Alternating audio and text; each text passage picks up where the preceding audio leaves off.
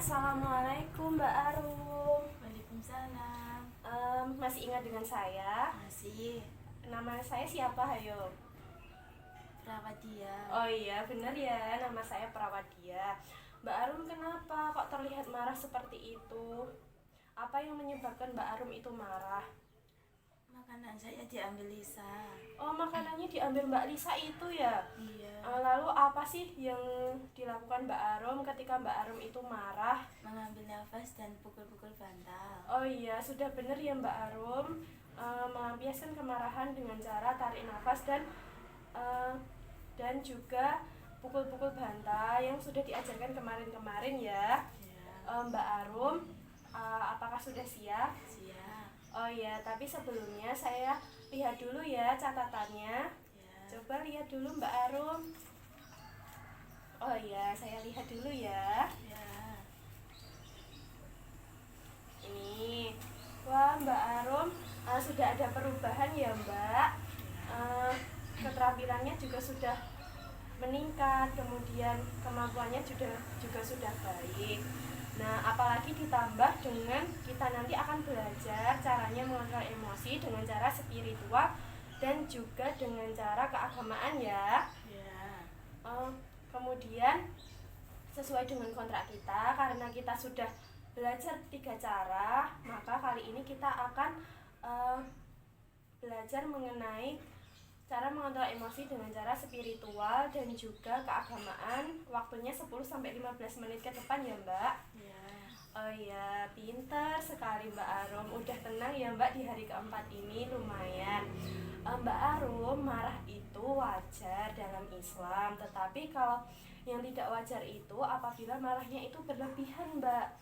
Nah, marah yang berlebihan itu seperti apa sih? Ya tadi seperti mukul-mukul benda-benda yang tidak patutnya dipukul, kemudian memukul orang lain. Nah, itu merupakan kemarahan yang tidak diperbolehkan.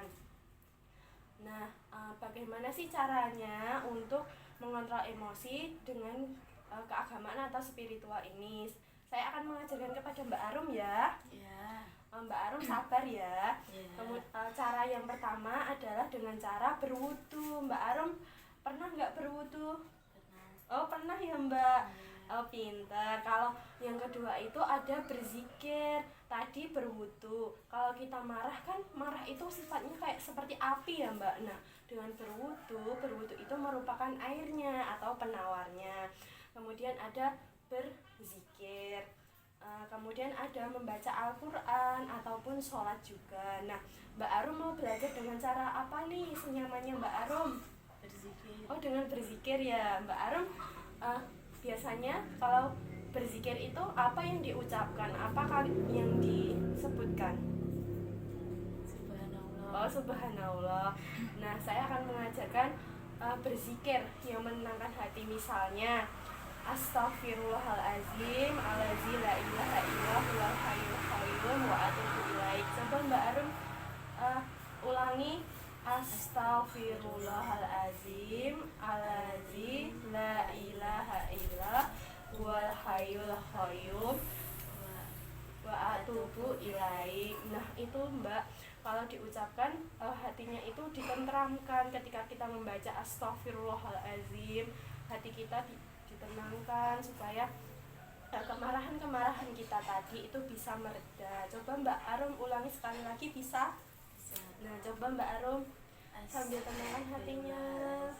La ilaha Illahu wal hayyul qayyum wa atubu ilaik. Oh iya, Mbak Arum, kalau berzikir itu Mbak Arum nyamannya setelah apa ya? Setelah sholat. Oh, setelah sholat. Nah, biasanya Mbak Arum di rumah sholatnya berapa kali hayo dalam sehari? 3 kali. Apa aja coba sebutkan? Zuhur, asar, sama maghrib. Oh iya, zuhur, asar sama maghrib ya. Mbak Arum tahu nggak kalau sholat itu sebenarnya yang wajib itu ada 5, yaitu ada subuh, zuhur, asar, maghrib, dan juga isya.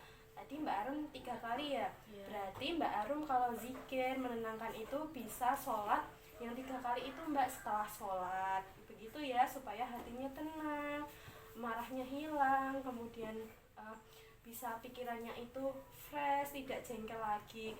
Nah, Mbak Arum bisa menuliskan ya waktu yang Mbak Arum gunakan untuk berzikir supaya tenang. Coba Mbak Arum dituliskan dulu. Oh ya, sudah ya Mbak Arum. Pintar sekali Mbak Arum. Kan kita kan sudah belajar mengenai keagamaan atau spiritual. Nah, sebelum kita belajar itu, kita belajar berapa kali ya Mbak? 3. Oh ya, 3. Coba sebutkan Mbak yang pertama sampai yang keempat tadi. Mengambil nafas sambil mukul-mukul bantal. Oh iya, coba bisa peragakan nggak Mbak tarik nafas?